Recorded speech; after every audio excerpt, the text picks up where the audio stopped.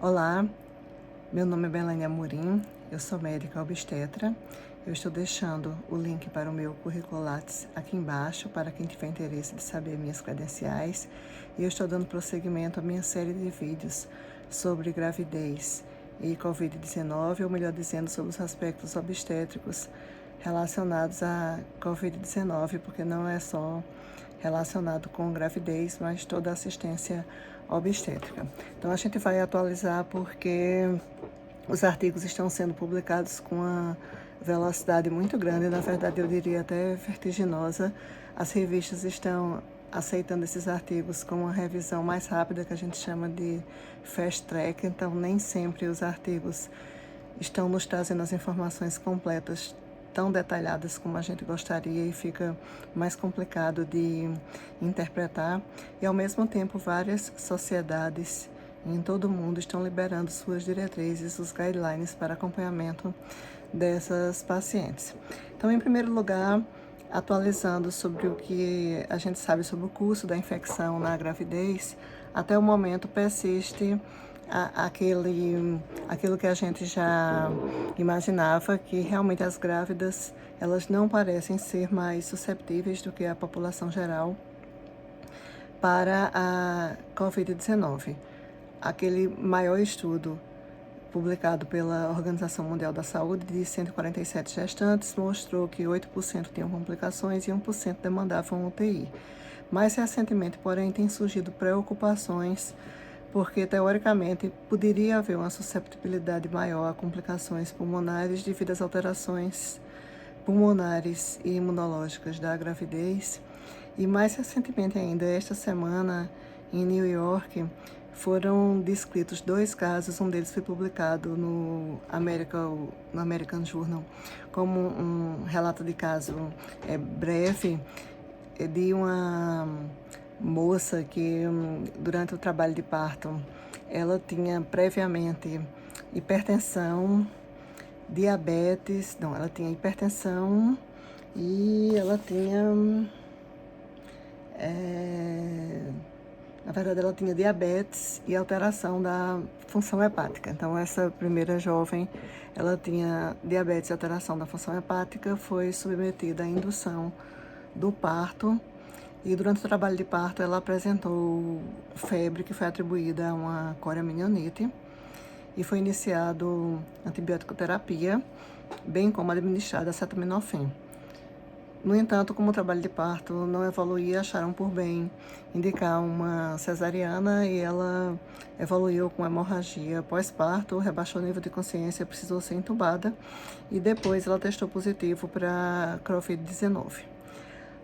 O outro relato foi de outra mulher que tinha hipertensão, asma, hipertensão crônica, essa é que tinha hipertensão crônica, asma e diabetes.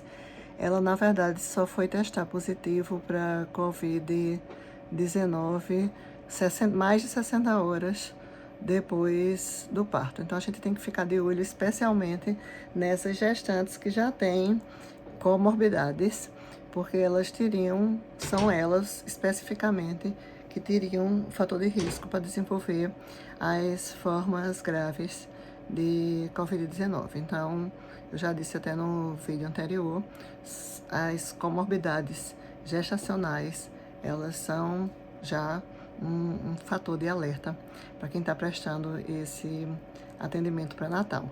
E certamente essas mulheres não podem ter alta precoce e têm que ser muito bem acompanhadas.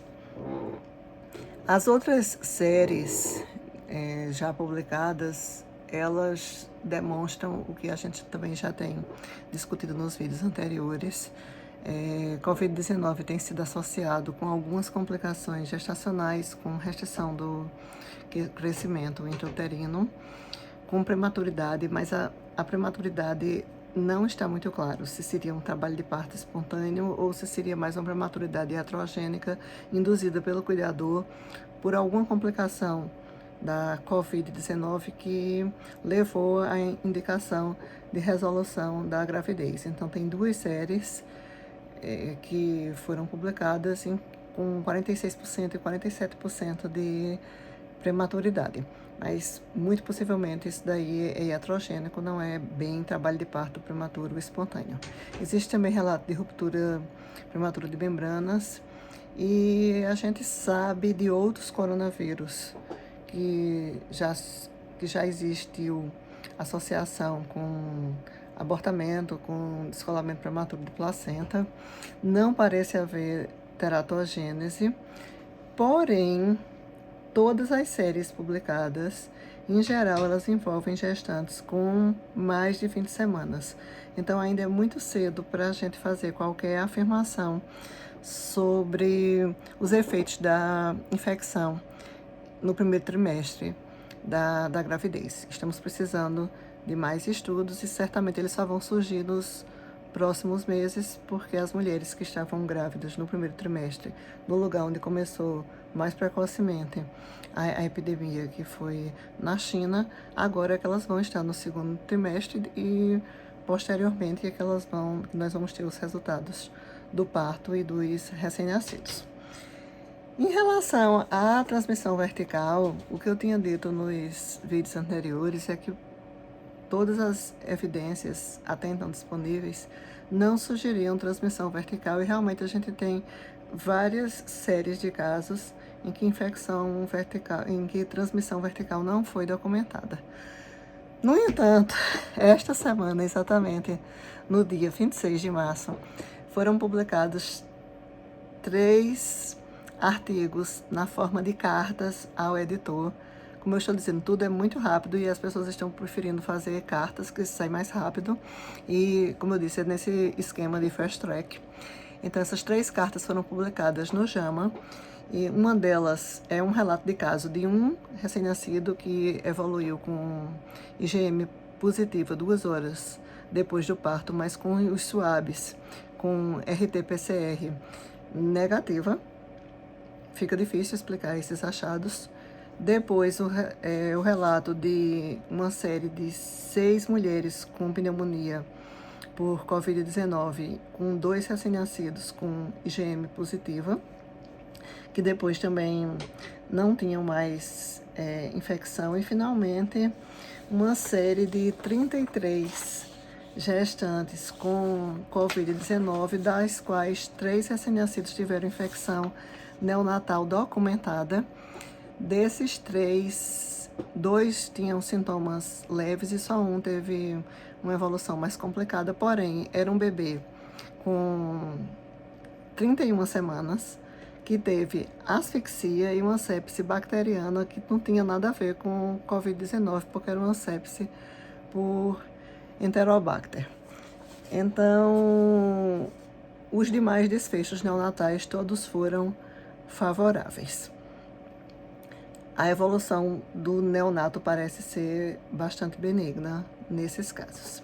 E pertinente à assistência ao parto de gestantes Covid-19, tudo que a gente tem até agora é baseado nas recomendações das sociedades, considerando essa questão de transmissão vertical, que parece não existir, mas a gente precisa estudar mais um pouquinho, nessa evolução possivelmente benigna dos recém-nascidos, nas potenciais complicações que uma cesariana poderia trazer em uma mulher já infectada, e nas recomendações gerais que todas as sociedades têm para assistência ao parto. E ainda na necessidade de proteção da equipe com o uso de EPI, porque tudo isso é bastante importante. A cena do parto, às vezes, se desorganiza, e em algumas situações de emergência também, e é preciso pensar na proteção profissional. E não, sobre assistência ao parto, a via de parto, ela é obstétrica. Quando a gente diz obstétrica, a gente está querendo dizer que nós não vamos indicar cesariana pelo fato de a mulher ser Covid-19. Se a mulher tem sintomas leves, se ela está compensada clinicamente, se ela não está com hipoxemia, se ela tolera bem o trabalho de parto e não há contraindicações obstétricas, o parto normal ele está indicado. Sugere-se que próximo do termo as mulheres, aliás, ao termo, elas possam ser induzidas, possam ter indução do trabalho de parto quando atingem o termo gestacional, e a evolução desse trabalho de parto ela vai ser feita criteriosamente com ausculta fetal, de preferência com monitorização contínua através de cartografias, se não for disponível, que muitos serviços não dispõem, vai ser feita com ausculta intermitente com sonar Doppler durante todo o trabalho de parto, a cada 15 minutos na fase ativa e a cada 5 minutos no período expulsivo. A mulher tem que ser monitorada, a gente tem que ver frequência cardíaca, frequência respiratória, temperatura, pressão arterial, manter uma saturação de O2 acima de 94%, porque pode ser necessário abreviar esse período expulsivo, como também pode ser necessário um aporte de oxigênio, se a gente não está conseguindo manter bem essa saturação. E a mulher que evolui com hipóxia e com descompensação do quadro clínico mais precoce, ela pode requerer uma cesariana, mas também, já no período expulsivo, isso pode ser uma indicação para abreviar o período expulsivo, tanto para prevenir a exaustão materna, mas também em casos em que ela evolui com hipóxia. Mas a mulher que está bem e que tolera bem o trabalho de parto, ela recebe uma assistência padrão, ela tem que permanecer com máscara, a parturiente, durante todo o trabalho de parto e o pós-parto, e os profissionais têm que estar devidamente paramentados. Tem havido uma preocupação de que nessa cena de parto, um cenário que às vezes fica um pouco desorganizado, qual seria a máscara ideal, porque apesar de os guidelines sugerirem que a máscara cirúrgica seja ideal, tem uma preocupação de que se a parturiente ficar arrancando o tempo todo a máscara, se não seria melhor e mais indicado que a equipe usasse realmente uma N95, o equivalente, durante esse período para ter uma melhor proteção profissional, além dos equipamentos padrão que aí todo hospital deve ter a sua padronização. Ao nascimento, os recém-nascidos devem receber o cuidado habitual com ligadura tardia, ou melhor dizendo, oportuna do cordão umbilical, porque clampear precocemente o cordão umbilical traz efeitos deletérios, traz efeitos prejudiciais, e a ligadura oportuna do cordão umbilical está associada com redução do risco de anemia, com melhora dos níveis de hematócrito e hemoglobina, com aumento da concentração de ferritina, e também até no bebê prematuro vai proteger contra hemorragia periintraventricular e contra enterocolite necrosante do recém-nascido. Então são muito bem documentados os efeitos benéficos da ligadura oportuna do cordão umbilical. A controvérsia mais recente é sobre o contato pele a pele. O contato pele a pele, ele tem sido recomendado e ainda é a recomendação padrão, mas recentemente o guideline da Sociedade Brasileira de Pediatria fez uma recomendação de que não seja feito o contato pele a pele imediato, que seja feito o contato só ocular, mas com acolhimento, com orientações à gestante, e que só depois que ela tome banho, que se organize, que seja permitido o contato precoce pele a pele. Nós estamos amadurecendo essa questão, não há nenhuma evidência forte corroborando essa recomendação, porque na verdade a gente tem muito pouca evidência da assistência ao parto no contexto da Covid-19. As séries têm muito poucas gestantes e menos ainda mulheres em trabalho de parto, e não existem estudos comparando as diversas modalidades de parto e as diversas estratégias de assistência ao parto e de assistência neonatal. Então a gente está ainda elucubrando.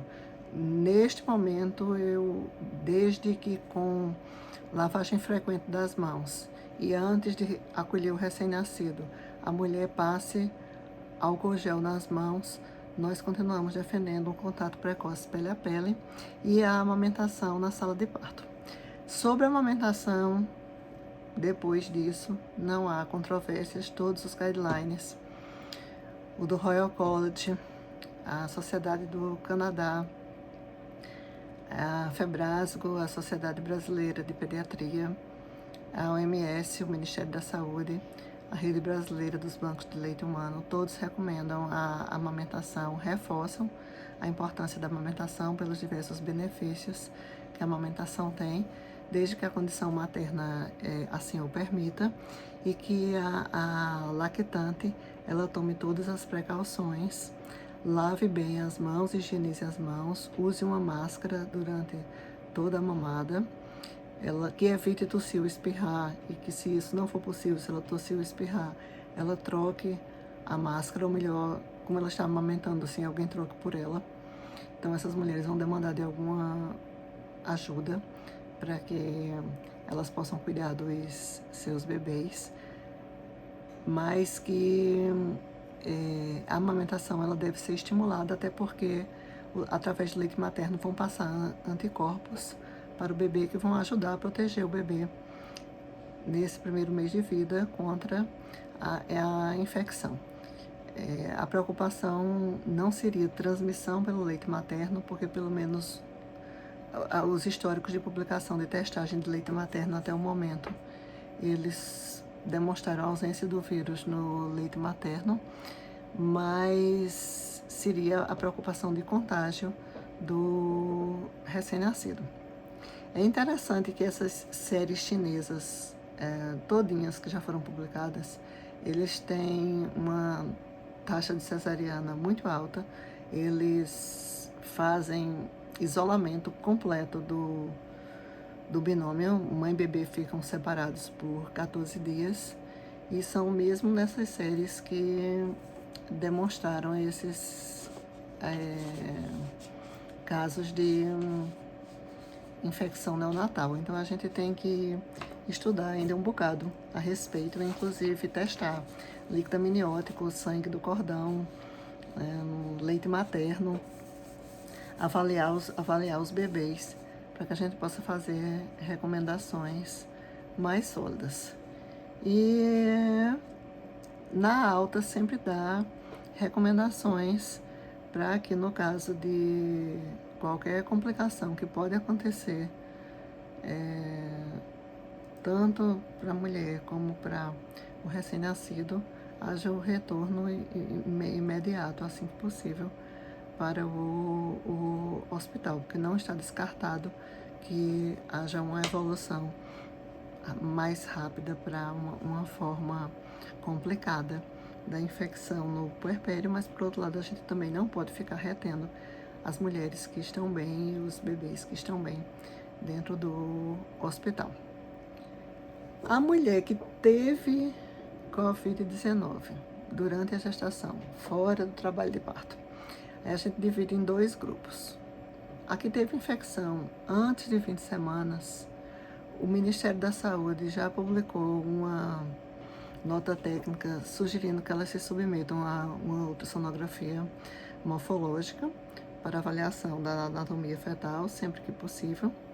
E se elas desenvolvem infecção depois de 20 semanas, aí seria a indicação de propor o rastreamento de restrição do crescimento fetal com a monitorização por biometria fetal seriada e Doppler a partir de 24 a 26 semanas, devido aos casos em que foi documentado que existe a restrição de crescimento. Mais uma vez, a gente precisa estudar muito sobre o assunto, mas essa tem sido a recomendação padrão. Lembrar que as mulheres que tiveram Covid-19 na gravidez só devem retornar ao pré-natal depois dos 14 dias recomendados de isolamento. E as formas graves, aí realmente, habitualmente elas vão ter resolução enquanto elas estão dentro do hospital. Quem evolui para sepse, para choque séptico, para outras complicações, mais graves, vai ter indicação de resolução do quadro dentro do hospital. Então, era isso que a gente tinha para falar no dia de hoje. Nós continuaremos atualizando essa série de vídeos na medida em que forem surgindo novas evidências. Eu vou deixar também aqui abaixo os links desses artigos e dessas diretrizes que foram citadas durante a minha apresentação, e eu conto voltar em breve com novas atualizações. É isso, até já.